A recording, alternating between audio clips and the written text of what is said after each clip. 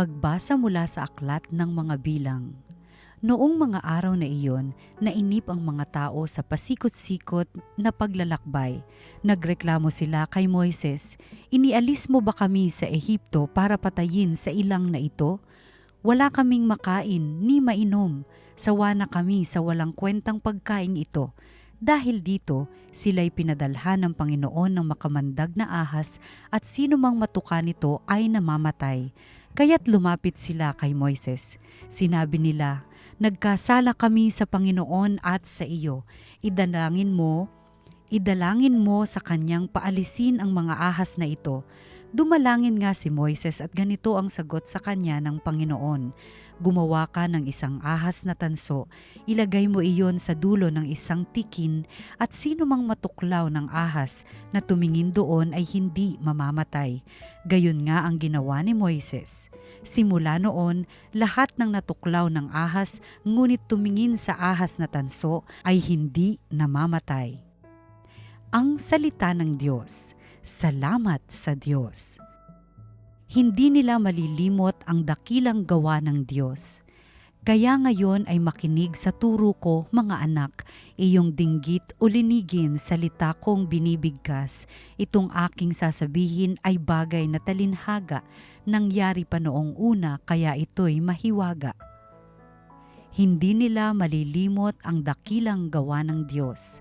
Datapwat noong sila'y lilipulin na ng Diyos, nagsisi ang karamihat sa Kanya'y nagbalik loob.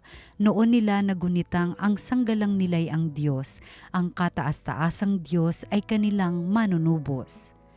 Hindi nila malilimot ang dakilang gawa ng Diyos. Kaya't siya ay pinuri ng papuring hindi tapat, pagkat yaoy pakunwarit balat kayong matatawag. Sa kanilang mga puso naghahari kataksilan, hindi sila nagtatapat sa ginawa niyang tipan. Hindi nila malilimot ang dakilang gawa ng Diyos. Gayunpaman palibhasa'y Diyos siyang mahabagin, ang masamang gawa nila'y pinatawad niyang tambing. Dahilan sa pag-ibig niya'y hindi sila wawasakin, kung siya may nagagalit ito'y kanyang pinipigil. Hindi nila malilimot ang dakilang gawa ng Diyos. Pagbasa mula sa sulat ni Apostol San Pablo sa mga taga-Filipos. Si Kristo Jesus, bagamat siya ay Diyos, ay hindi nagpilit na manatiling kapantay ng Diyos. Bagkus, hinubad niya ang lahat ng katangian ng pagka-Diyos, nagkatawang tao at namuhay na isang alipin. Nang maging tao, siya ay nagpakababa at naging masunurin hanggang kamatayan. Oo, hanggang kamatayan sa krus. Kaya naman, siya'y itinampok ng Diyos at binigyan ng pangalang higit sa lahat ng pangalan. Anupat ang lahat ng nilalang na nasa langit, nasa lupa, nasa ilalim ng lupa ay maninikluhod at sasamba sa Kanya, at ipapahayag ng lahat na si Hesukristo ang Panginoon sa ikararangal ng Diyos Ama. Ang salita ng Diyos. Salamat sa Diyos. Ang mabuting balita ng Panginoon ayon kay San Juan. Noong panahong iyon, sinabi ni Jesus kay Nicodemo, "Walang umakyat sa langit, kundi ang bumaba mula sa langit, ang anak ng tao."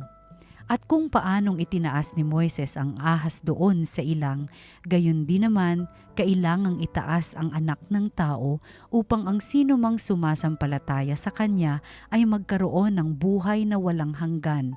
Gayon na lamang ang pag-ibig ng Diyos sa sanlibutan, kaya ibinigay niya ang kanyang bugtong na anak upang ang sumampalataya sa kanya ay hindi mapahamak, kundi magkaroon ng buhay na walang hanggan. Sapagkat sinugo ng Diyos ang kanyang anak, hindi upang hatulang maparusahan ang sanlibutan, kundi upang iligtas ito sa pamamagitan niya. Ang mabuting balita ng Panginoon. Pinupuri ka namin, Panginoong Hesukristo. Palagay ko ay madalas nating narinig yung mga pangungusap sa Ebanghelyo ni San Mateo, hindi yung Ebanghelyo na ipinahayag ngayon at inaawit pa to sa misa. Ano po iyon? Seek ye first the kingdom of God, and everything shall be given unto you. Hanapin muna ang kaharian ng Diyos at ang lahat ng iba pang ating kinakailangan ay ibibigay din sa atin. Ito po ay nag-aanyaya sa atin na hindi lang maniwala sa Diyos at sa Kanya sumampalataya. Ito po ay nag-aanyaya sa atin na ang Diyos ang maging una na pinahahalagahan, una na priority natin sa buhay. Hindi pangalawa, hindi pangatlo, at lalo tigit, hindi panghuli.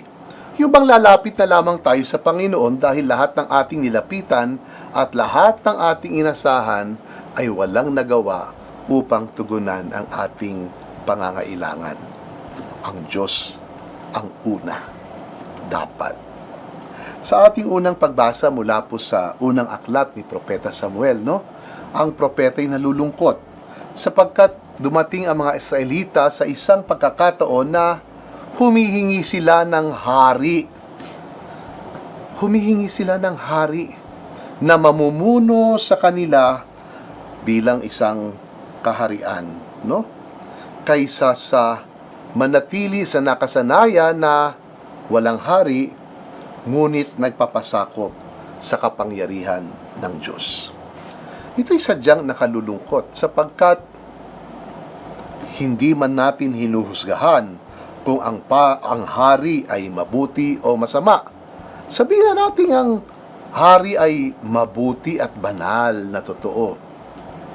Pero ang haring ito ba ay higit na makapangyarihan? Ito bang hari na ito ay higit na maawain at mahabagin? Itong hari ba na ito ay higit na mabuti at marunong kaysa sa ating Panginoon? Ngunit ang Diyos sa kanyang kabutihan ay nagsabi kay Samuel, sige, bigyan mo sila ng hari na kanilang hinihiling. Magandang usisain natin ang ating sariling buhay. Ang ating mga kalooban ay ating salatin, Baka naranasan naman na natin kung gaano kabuti ang Diyos sa ating buhay, pero mas pinipili ba natin na magtiwala sa isang tao, sa isang bagay, o sa isang kondisyon dito sa mundo kaysa o bago sa ating Panginoon? Seek ye first the kingdom of God, and everything shall be given unto you. Ang Panginoon po muna ang ating hanapin at ang kanyang kaharian at magtiwala. Ang lahat ay kanya ding ibibigay sa atin.